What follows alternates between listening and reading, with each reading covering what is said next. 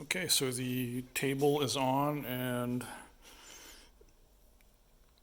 you can see I made a measuring error here. I made it too long, which is okay and correctable.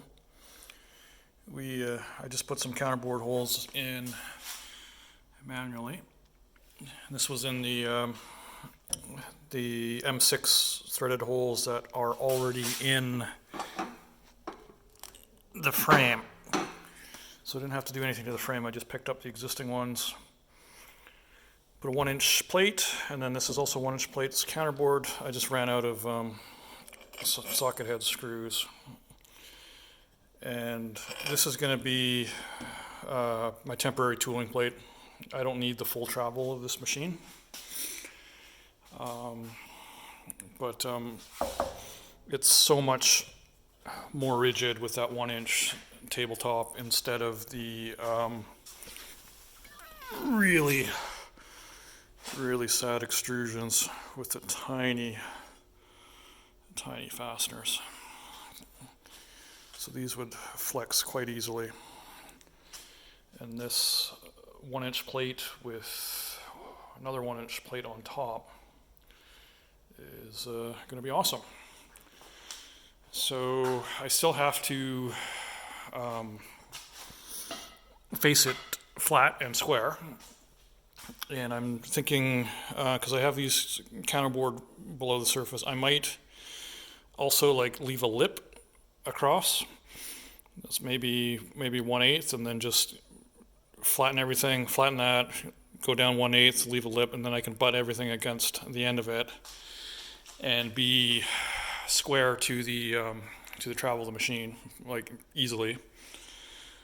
And I have to also figure out what I want to do for the whole pattern in this, whether I want to do where I want to put my threaded holes, and if I want to use some reamed or bored dowel pin holes or not. But that'll be coming up in the near future. I might be working on this tomorrow. But the problem with doing this is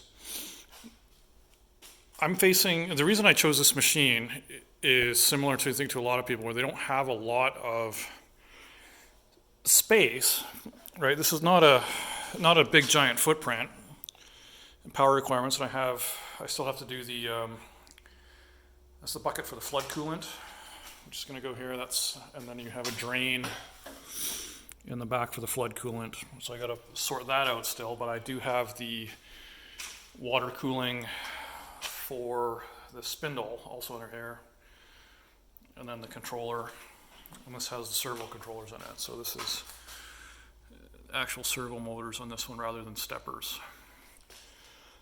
But like I said, so I bought this, and then I didn't think about the table situation. You can't really see it, and they don't really tell you what it is in the description, but it's that extrusion, a whole bunch of those extrusions, and it's like, ugh. So you want to put the big table on.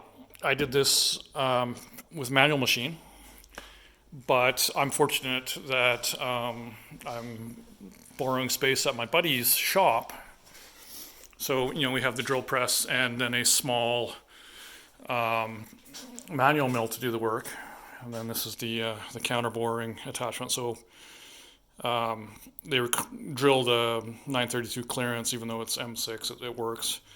And then this is a standard counterbore, which worked as well. But if you don't have this, you can't do the mod yourself. So if anyone's thinking of getting through these, I'm not sponsored or anything. I would love to make money off of a sale, but I don't. The machines are not perfect, and they need additional work. This one has some electrical issues. See, I'm running a separate little transformer for it. This is because it runs on 220 from China, which is different than the 220 that we have in North America. So I have to run the transformer from 110, and it transforms to Chinese style 220 into the control box figuring that out and blowing stuff up, blowing through fuses, fortunately, was kind of frustrating. Then this table thing is kind of frustrating.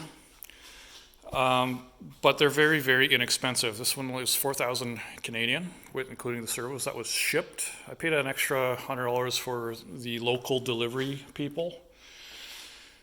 That's a good price, but if you can't do the work to do the upgrades, is it really a good price?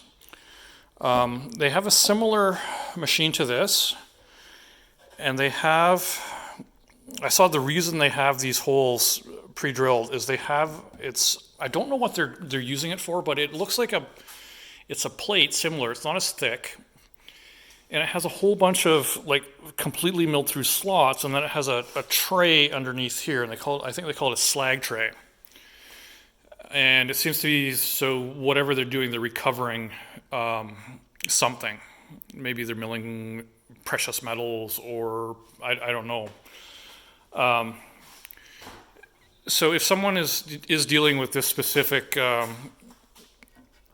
company, China CNC Zone, and you do want a similar machine, I would see if they can do something like this from the factory.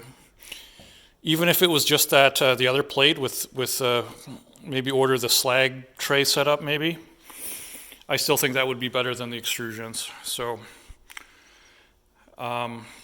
rigidity issue is solved. Well, until we find the next problem.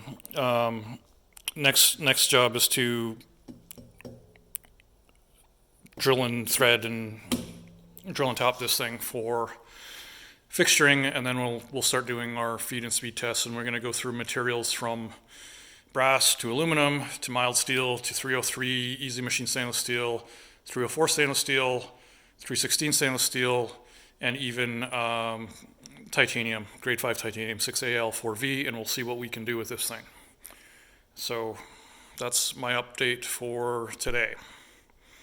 Kind of rambly, sorry about that, but any questions, just throw them in the comments. All right, thank you.